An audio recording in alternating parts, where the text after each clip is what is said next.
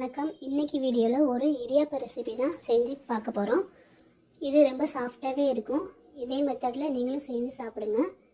இப்போது இந்த இடியாப்ப ரெசிபி எப்படி செய்யலான்னு பார்க்கலாம் வாங்க.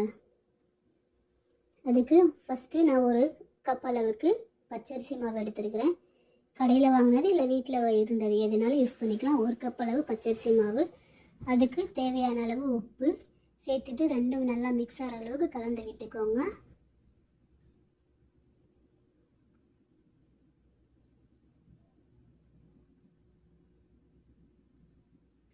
இப்போ ஒரு ஸ்பூன் ஆயில் சேர்த்துருக்கிறேன். ஆயில் சேர்த்து பிசையும் போது ரொம்பவே சாஃப்டாக இருக்கும்.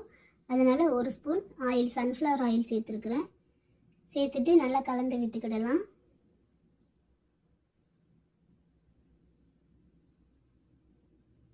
இப்போ இந்த மாவு பிசைகிறதுக்காக சைடில் வெந்நீர் கொதிக்க வச்சுருக்கிறேன். இந்த வெந்நீர் வச்சு தான் நம்ம அந்த மாவு பிசைய போகிறோம். தேவைக்கு ஏற்ற மாதிரி கொஞ்சம் கொஞ்சமாக சேர்த்துக்கிட்டு பிசைஞ்சிக்கிடலாம். ரொம்ப சூடாக இருக்கிறதுனால ஒரு கரண்டியோ ஸ்பூனோ வச்சு நல்லா கலக்கி விட்டுக்கோங்க. கொஞ்சம் கொஞ்சமாக தண்ணி ஊற்றி தேவைக்கு ஏற்ற மாதிரி பிசைஞ்சிக்கிடலாம்.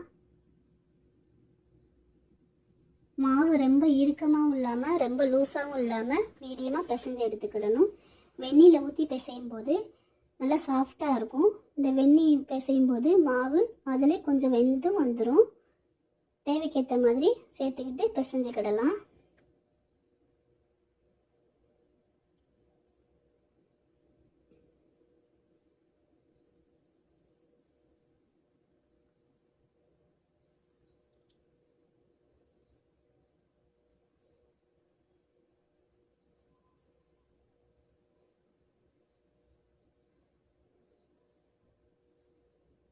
தண்ணி ரொம்ப சூடாக இருக்கிறதுனால பார்த்து பிசைஞ்சுக்கிடணும், கையில் பற்றாமல். இப்போ சூடு பொறுக்கிற அளவுக்கு வந்ததுக்கப்புறமா கொஞ்சம் ஆறுனதுக்கப்புறம் கையாலே நல்லா பிசைஞ்சு கொடுத்துக்கிடலாம். இந்த அளவுக்கு பிசைஞ்சு எடுத்துக்கிடலாம்.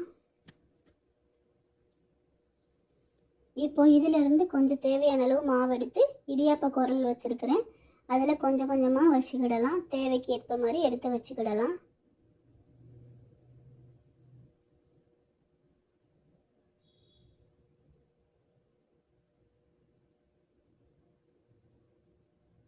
இது புளியறதுக்கு இட்லி தட்டு தான் எடுத்து வச்சுருக்கிறேன். இட்லி தட்டில் துணி போட்டு வச்சுருக்கிறேன். இதில் இடியாப்பம் பிழிஞ்சு விட்டுக்கிடலாம். புளியும் போது ரொம்ப சுலபமாக தான் இருந்துச்சு, கஷ்டமாகவே இல்லை. ஏன்னா வெந்நீரில் பிசைகிறதுனால ரொம்ப ஈஸியாக வரும் புளியறதுக்கு. நான் சாதாரண முறுக்கு குழல் தான் வச்சு புளிகிறேன். ரொம்பவே ஈஸியாக வருது. ஆனால் நம்ம வெந்நீர் பிசையாமல் பச்சை தண்ணி வசிச்சு பிசையும் போது கொஞ்சம் ஹார்டாக இருந்த மாதிரி இருக்கும். இதே மாதிரி எல்லா இடியாப்பமும் புழிஞ்சு எடுத்துக்கிடலாம்.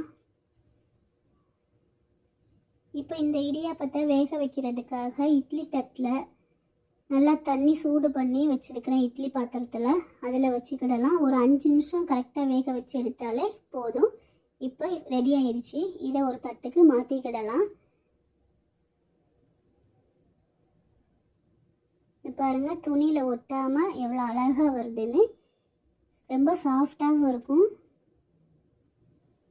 எவ்வளோ சாஃப்டாக இருக்குது பாருங்கள். சாப்பிட்றதுக்கு ரொம்ப அருமையாக இருக்கும்.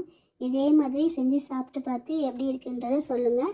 நான் இந்த இடியாப்பத்தோட தேங்காய் பாலும் நாட்டு சர்க்கரையும் தான் கலந்து சாப்பிட்றதுக்காக எடுத்துருக்கிறேன். தேங்காய் பால் அளவு தேவையான அளவு எடுத்துக்கோங்க. தேங்காய் பால் வச்சு சாப்பிடும்போது இன்னும் டேஸ்ட்டாக இருக்கும். இதோட நாட்டு சர்க்கரை சேர்த்துக்கிடலாம். தேவைக்கேற்ற மாதிரி நாட்டு சர்க்கரை சேர்த்துக்கோங்க. நாட்டு சர்க்கரை விருப்பம் இல்லைன்னா ஒயிட் சுகர் கூட சேர்த்துக்கிடலாம். ஆனால் நாட்டு சர்க்கரைக்கு நல்லா டேஸ்ட்டாக இருக்கும். அவ்வளோதாங்க, இடியாப்பம் ரொம்ப ஈஸியாகவே செஞ்சாச்சு. 5 நிமிஷத்தில் இடியாப்பம் செஞ்சு எடுத்தாச்சு. இதே மாதிரி நீங்களும் செஞ்சு சாப்பிட்டு பார்த்து எப்படி இருக்குங்கிறத சொல்லுங்கள்.